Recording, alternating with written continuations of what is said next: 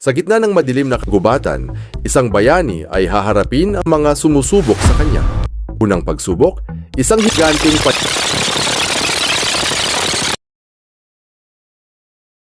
paniki na handang kainin siya. Ngunit may dalang sandata ang kanyang pananampalataya.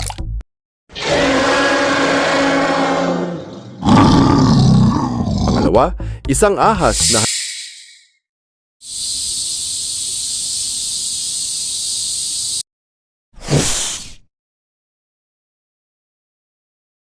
handang papanaginipan ang lahat.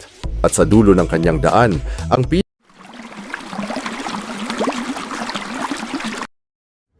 pinakamabigat na pagsubok, habang ang kanyang minamahal ay nakakulong at hinihintay ang pagliligtas.